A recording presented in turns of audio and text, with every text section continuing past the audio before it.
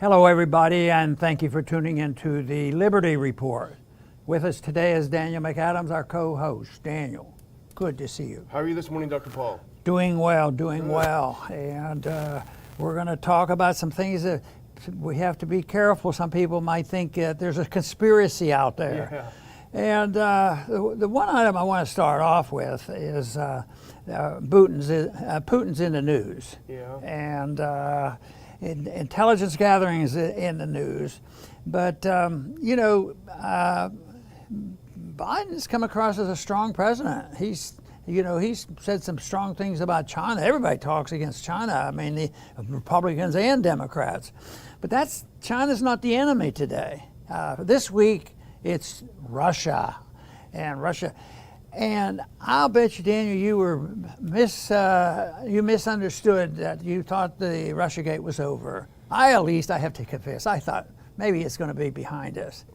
But guess what? It's still there. It was dying down, but it looks like it's all stirred up again. The intelligence shows that they are really, really bad people. They were responsible for all the spying, and they continue to do it. And it was to such an extent for political reasons. I do not believe, really, for national security reasons, that there was any benefit for Biden to be very, very strong against Putin, calling him killer Putin will pay a price for alleged U.S. election meddling. Not last week, 2, 3, 5 years ago. So it's not all over. Russiagate is still here. And the way he stated this, it sounded like he really believed it. Yeah. At least credibility. And there will be a lot of people there. I knew those Russians, they were going to do that. Of course, we haven't quite accepted that position. We don't think the Russians or the Chinese or the American government are angels, and they all cause a lot of trouble. But right now, the alleging of Russia involved in our elections here is alive and well, and they would infer that it still happens, and we have to do something about it. So if a president has to come across strong and for the people, I'll tell you what, he has a lot of work to do for himself. Maybe he'll have a press conference. Oh no, he did have a press conference, and now we know he's a strong president. But the whole thing is that there is this resurgence of bashing Russia, and Russiagate is alive and well. And I think that a fair and balanced approach to this would describe what's going on a little bit differently. Besides, we've had a little bit of an intelligence gathering, and our own government has told us what's going on. But the question is how much of that is reliable? And you're going to tell us how reliable these reports are when the intelligence community come up and report to the president on what we should be or should not be worried about. It does feel like deja vu. We feel like, wow, it just seems like it's 4 years ago. But the intelligence community has come out with a intelligence assessment, which is a product that has not existed in the intelligence community before 2017, when the previous intelligence assessment found that Russia was interfering in the elections to help get Trump elected. We know now that that was not an intelligence community-wide document. We know that it was John Brennan and James Clapper who grabbed together and picked out a few hand-picked analysts and told them, here's what you guys need to come up with, and they sat in a room and did it. And that's why the NSA didn't have a high confidence in the last one. It seems like they're doing it all over again, and I guess it's because there was no downside for Brennan and Clapper to basically falsify this last report. But this, Dr. Paul, is the most self-serving and blatantly political document that I have ever seen. In fact, it is chilling and it's depressing to see the intelligence community so misused, so abused, and there is certainly a legitimate need for us to have intelligence analysts and an intelligence community. However, using this in such a self-serving manner is astonishing. I'll go over a few highlights and lowlights of the document, but essentially, I'll start out by saying this is it in a nutshell. This assessment has discovered that Putin authorized and the Russian government organizations conducted influence operations to denigrate Biden's candidacy, support Trump, and undermine confidence in the electoral process. That's the conclusion that they made. Wow. And the thing that's really interesting about this is when you dig down what it is, basically what it means is anyone who said anything bad about Putin or about Biden during the campaign essentially was acting as agents of Russian intelligence. If you think Biden and his family might be corrupt, if you question whether his son was really worth $80,000 a month working for that energy company when he had no experience, actually you're a Putin proxy. If you question the U.S. electoral system in any way, if you think there might have been shenanigans going on somewhere, if you don't think it was the most pristine process in the history of voting, then you might be an agent of Putin. And what does that do? This basically is Biden declaring war on his political enemies and using the U.S. intelligence community as a tool of war against American citizens. Yes, I think he's declared who the enemies are, and they're going to attack him and put him in a bad light. But he also does the opposite, his political friends. Yeah. He wanted to protect, and there was this one line here, it instead was carried out by proxies, including Ukraine-linked individuals with ties to Russian intelligence and network. Like maybe Hunter Biden might be protected, and he's not going to have committed a crime at all. It was all the Russians, Yeah. and they were just innocent bystanders. So yes, they punish their enemies. But the sad part is they do get away with it. With all this that lasted these probably the first 3 years that Trump was in office. All the hearings and investigations and all, but and criminality. Nothing happened. I mean, there were any charges of sorts, maybe some minor charges, but the big guys, you know, Clapper and Brennan, they've, as far as I'm concerned, they deserve to be investigated for how many laws did they break. Yeah. But no, that doesn't happen. And right now, you know, when it comes to Hunter, they don't even talk about him really anymore, and the odds of him even being seriously investigated, I think, are slim to none. So this is their fluff. This is their cover, and this is the politicization of just about everything we do, especially in the foreign policy now. But it is a reflection. What I find amazing is, and it's really almost a tip-off, if the opposition, you know, keeps shouting and blaming you. I always say this is the case about racism too. The more somebody makes these charges, the more likely they are doing the same thing. And I think this is the case. They make all these charges against Trump on this, and they were the ones that were, you know, very much involved in trying to rig the election and trying to stick it to Trump. What's interesting about this assessment is that it starts out with a very assured way. Putin authorized and the organizations in Russia conducted an influence operation. When you drill down a little bit into the substance of it, and there's not a lot of substance there, here's an interesting sentence that jumped out at me, Dr. Paul. Putin, this is from the assessment, Putin and other senior Russian officials were aware of and probably directed Russian influence operations against 2020 election. That word probably is very curious because they started out by being very sure that he did this. Putin was aware of it and he probably directed it. Okay, well, did he or didn't he? But here's where it gets even more chilling, and this is the part literally was chilled when I read it. Here's another quote. Russia used proxies linked to Russian intelligence to push influence narratives, including misleading or unsubstantiated allegations against President Biden, to U.S. media organizations, U.S. officials, and prominent U.S. individuals, including some close to the former President Trump and his administration. I view this sentence as a declaration of war. A declaration of war against Tucker Carlson, because he's the one that had the interview of this Bobulinski, who was a business partner, who said, hey, I had dealings with the Bidens, they're corrupt.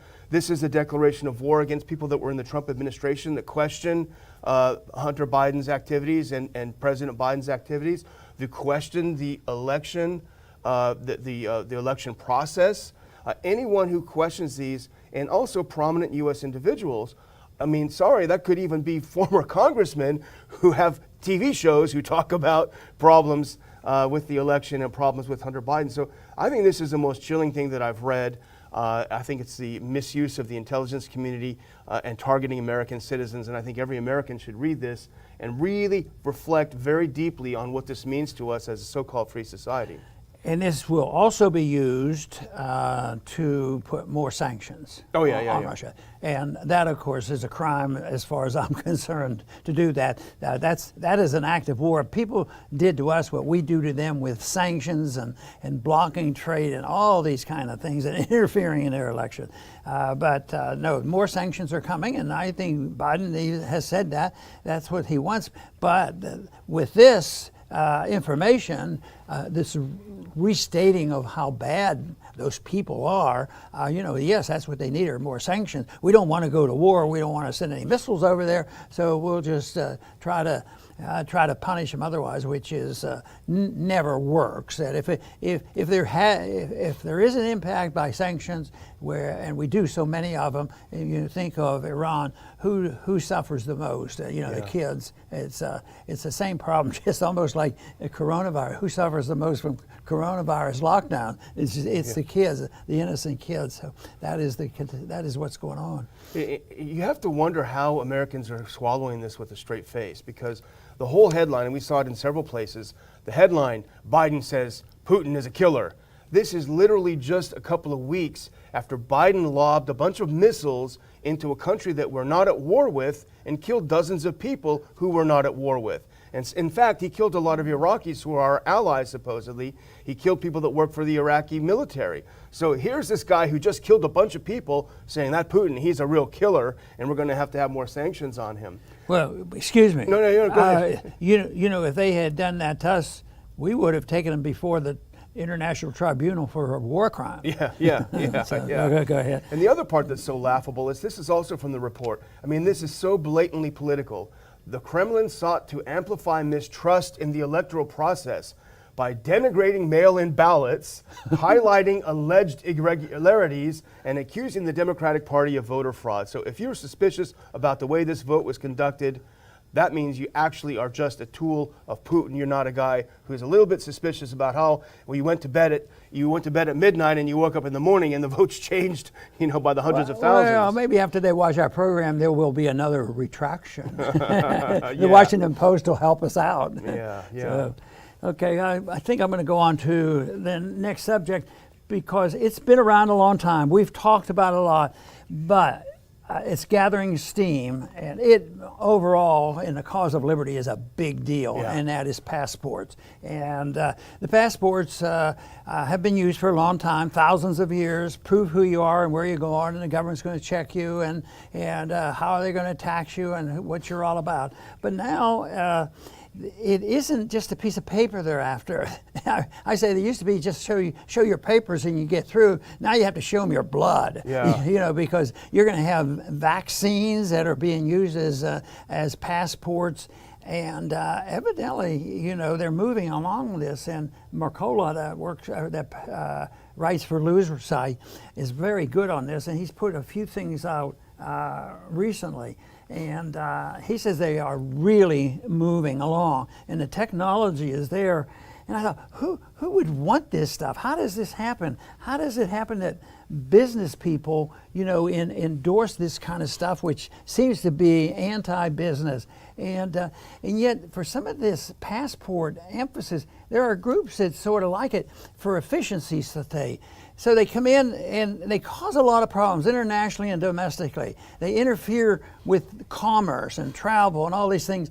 So now they're going to divvy up the return of your liberty piece by piece and claim they're doing you a great favor. And so some businesses, are suffering. So they want some relief. And there was one that internationally that's the case too. Here it says, Brussels prepares to introduce vaccine passports to save European tourism. I can understand that, but why don't they clean up the mess? And that's what we're doing here at home. If you do such and such, and now people are seeing that to return your liberty, it's a pro-liberty movement to get passports, because then you can be more free. You can go about, and the government can spy on you a lot easier than ever before. And it isn't going to be easy, because I kept thinking, well, my trips are done because I don't play this game on the airplane. But if I had a private flight and I did fly to Mexico or someplace, in any country, you're going to get off and you're going to have this super passport because they want it to be international. So as time goes on, there's going to be less and less escape from the governments of the world all knowing it. And it looks like it's going to be a single computerized entry. So if you go in a store in London, the same computer is going to do it if you do it here. Let's hope that that's a way over exaggeration, but that is a problem. But some of the people who have indicated support and have lobbied to a degree for this, the individual states like it because it gets confusing. And there's, of course, independent states, fortunately, are doing the opposite too. They're offering more liberty, South Dakota and Florida and the other things. So they're moving on their own. But the airlines would love it because it's chaotic now, and it would increase travel probably, but there'd be also increased control. There's a trade-off there. The tech companies and big business like it. The banks like it for control of information. The tax collectors like it. They want all this information. So it's something that is coming. It looks like, unless the people really wake up. The other thing is they will be using a whole lot, not only the vaccinated and the implantation, but also the use of the cell phone. That if you have the cell phone, you might be able to get by it. It's still early, but the ideas have been maturing all along, and it just looks like some of the news that I've been reading recently is they're moving along more quickly than it was. They've talked about it for years, but about right now, and you say, well, we're getting over COVID. It's gone. By nature, it's going to go away. But this aggression against the people will not go away because they're said there's going to be more viruses, and we want to be prepared. So that's a problem we have that we have to deal with because people don't seem to want to understand nor cling to the cause of liberty. Well, just a few months ago, anyone who suggested that around the corner are going to be digital medical passports so you have to carry with you to go anywhere, they would be laughed at as conspiracy theorists. They'd be booted off of social media sites because you're spreading misinformation, you're spreading conspiracy theories. And here we are, we're looking at entire industries begging the federal government to impose basically tyranny on the American people. And it really is kind of holding people hostage. If you want some of your liberties back, you got to give some of your liberties up. If you want to be able to travel in your own country, in your own state, wherever, you have to have your whole medical history on this little app on your phone.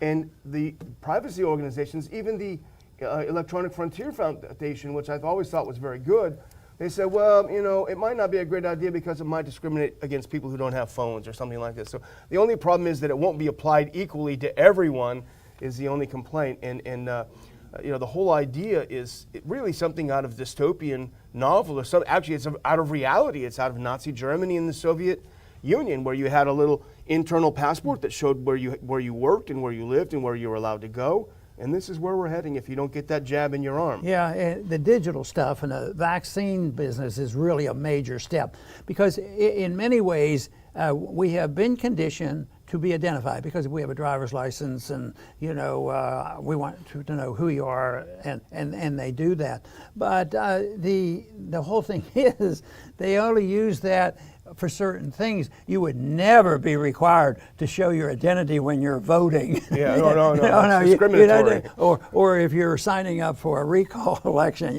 then they have a different opinion about what should be done. Yeah, of course, and if you even suggest that means you're an agent of Putin. So, I think there's an interesting thing about this thing on the conspiracies because I think of conspiracies. I think they're very real. And I like to narrow it down more to an ideological differences because in a way, anybody who plans things and think and strive for things, the freedom movement, if you want to use the word in a negative way, we conspire all the time to promote something that we think is really good and valuable. So the conspiracy of ideas are there. But the big government, are very anxious to punish people who are involved in conspiracy. So they'll use that as a negative term. But in an empire, we say truth is treasonous in there. The people now would like to say that conspiracies are treason, and they do. And look at the punishment they get if you don't follow the rules. You get canceled. You know, and you get punished, you lose your job, and all these other things, all based on this nonsense of distorting truth. You know, it is a continuation of their theme that truth is treasonous, but they make up what is truth and what is not. And of course, if we had a free society, ideas would not be treasonous, and it would only be the violence that would be treasonous if people started using violence, not the fake violence that they make up and say the world's coming to an end tomorrow because there's going to be a coup at 6 o'clock. Yeah, well, this is gaslighting on steroids. But you know, once you mandate that you have to carry this digital medical ID, they call it a digital passport. Maybe at first it's only going to record if you've had your COVID shots. But you know, as you've done a lot of work, and you know, our colleague Norman Singleton has done a lot of work on medical privacy, how easy would it be to expand that information? It's not just a little digital piece of information about your vaccine. Maybe they're going to add something in there. Maybe your doctor says you're overweight and it's going to be in there when you go into the store and you buy some Twinkies, boom, you can't take them. What if they say you drink too much and you go get some beer and they say, no, you can't buy it. It's in your digital ID. I mean, these are the things right now people say, oh, come on, you're going too far. But they were saying that about the ID itself just a few months ago. Right. So why wouldn't they do that? It's for the protection of society. This all comes from a lack of understanding of how our society works if you don't have government telling us what to do. And people have been conditioned, it's gotten worse in the last 100 years. They want to be told what to do, they want security, and they want safety. They believe sincerely that that is the role of government. If you go out on the street and ask 100 people, I bet you 95% of the people would say that the government is there to make me safe and secure and happy. And they very rarely would they say the government is there to protect my liberties, to take care of myself and accept my responsibility and the consequences of my action. That is not known. So unless those ideas change, we don't have much hope. And yes, indeed, it's ideological, and people should conspire together to how to promote a different type of society. And right now, though, what we're seeing is a conclusion here of a system that is falling apart, especially since COVID. I thought it was bad, but it'll be ups and downs. You know, we've had bad times like in World War I and Civil War, the violation of civil liberties and people going to jail for speaking out. And then it would back off after the hot war was over. And I thought for sure this would happen, that the virus will go in 6 months and people will wise up and they will dislike that. But guess what? The plan was to scare the people to such a degree and make sure they stay scared, and they are right now. People thinking, you know, this morning there was somebody talking about, well, there were 5 variants in Texas already, and you better be ready. Run for the hills. And you can't take this, but you can take this one. So don't worry about your vitamins. You don't need vitamin D. So just listen to us. Take another vaccine shot. You know, some of our viewers may not know, this is my final thought really, that there is a very, very vibrant secessionist movement in Texas. It's very active. In fact, there were some demonstrators over the weekend just over here in Lake Jackson.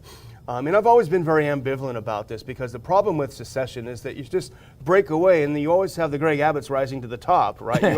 You always have the authoritarians rising to the top. But when you look at this medical tyranny and this sort of thing, if we could only guarantee that, you know, Texas seceding would result in more liberty, you know, it would be hard to not start looking at it a little more seriously. Yeah, and I think it will. And you point out that the tyranny might not disappear by secession, and that's why I believe you have to work on changing attitudes and an understanding.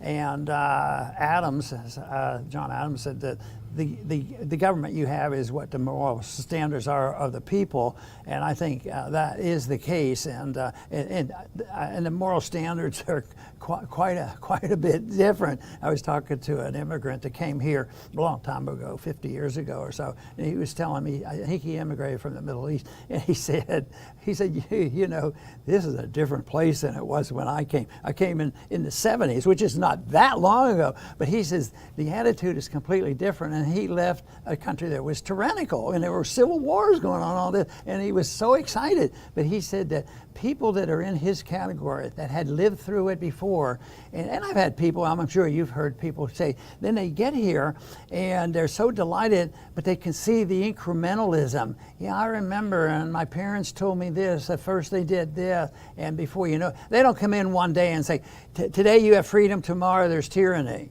And tyranny is always offered up on a platter, and it's always something good. In this case, it's offered up on the platter of freedom. If you believe in liberty, you do what we tell you, and we're going to give you more freedom. What a fraud.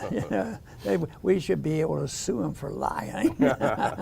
And okay, I'm all done, yeah, I've said my piece. Okay, and I want to thank our viewers for tuning in today to the Liberty Report. And we think these two issues today that we talked about are very important. We're back engaged in the bashing of Russia. We do not, as we've often said, pick out countries that we say only good things about, and we try to stay neutral on this, because what we have to do is be very positive for what we're responsible for, and that is the freedom in this country. And also, the threat to our liberties now in this country is epitomized by the evolution of what's happened a year ago when we started on this COVID mandated lockdown. That was bad news, and I was too optimistic. I thought in a few months they'd back off a little bit, but now today we demonstrate so clearly that they're backing off conditionally. You do what we tell you, and don't acknowledge the power of the state, and then we'll tell you, we'll give you a little bit of your liberty. And people say, "Oh, wonderful." Governments don't give us our liberty. They take it from you and they give it back to you on condition. What they should be doing is protecting the conditions where people can be free and make their own decisions for their life and for their family and for their well-being. I want to thank everybody for tuning in today to the Liberty Report. Please come back soon.